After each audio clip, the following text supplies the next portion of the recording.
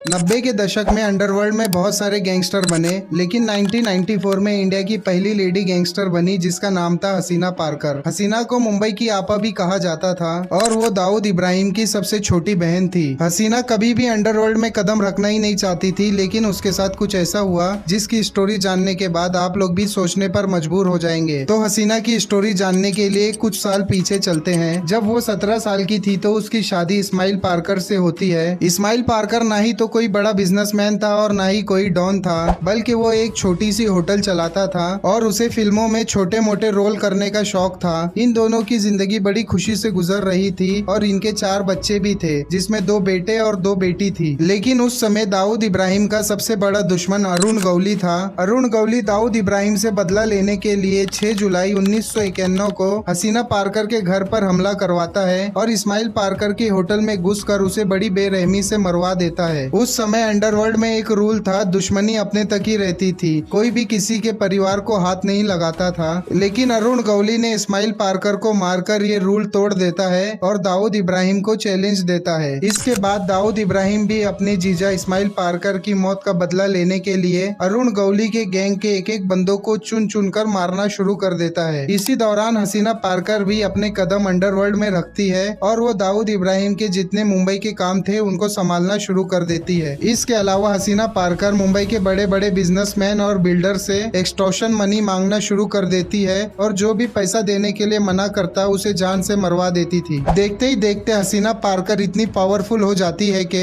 मुंबई में private building बने या सरकारी, सबसे पहले हसीना पारकर की इजाजत ली जाती थी और उसका हिस्सा उसके घर पर पहुंचाना होता था। 2006 में जब स्लम डेवलपमेंट अथॉरिटी इंडिया में शुरू होती है तो हसीना पारकर भी इस बिजनेस पर उतरना चाहती थी। वो वडाला में एक प्रोजेक्ट शुरू करना चाहती थी जिसके लिए उसे 1 करोड़ रुपए की जरूरत होती है। एक बिल्डर जिसका नाम जय शाह था वो हसीना पारकर को 1 करोड़ रुपए देता है और काम शुरू करने के लिए कहता है, लेकिन किसी वजह से ये प्रोजेक्ट पूरा नहीं होता तो जय शाह अपने पैसे वापस मांगता है तो हसीना पारकर उसे सिर्फ 70 लाख रुपए ही वापस देती है और बाकी का 30 लाख अपना कमीशन बोलकर रख लेती है। जय शाह के कई बार पैसे मांगने के बाद भी हसीना उसे पैसे वापस नहीं देती तो उसे मजबूरी में पुलिस स्टेशन जाना पड़ता है, लेकिन पुलिस भी हसीना पारकर के खिलाफ केस लेने से सीधा मना कर देती है। तो जय शाह मुंबई के क्राइम ब्रांच के डीआईजी के पास चले जाता है जहां हसीना पारकर के ऊपर जिंदगी में पहली बार एफआईआर होती है। जब पुलिस हसीना को पकड़ने के लिए उसके घर जा रही थी तो उसे पहले से खबर मिल जाती है और वो वहां से फरार हो जाती है। हसीना जिंदगी में एक ही बार कोर्ट गई जहां से वो बड़ी आसानी से बाहर भी निकल जाती है। अगर आप लोगों को हसीना पारकर की स्टोरी पर एक फुल वीडियो चाहिए तो कमेंट कीजिए।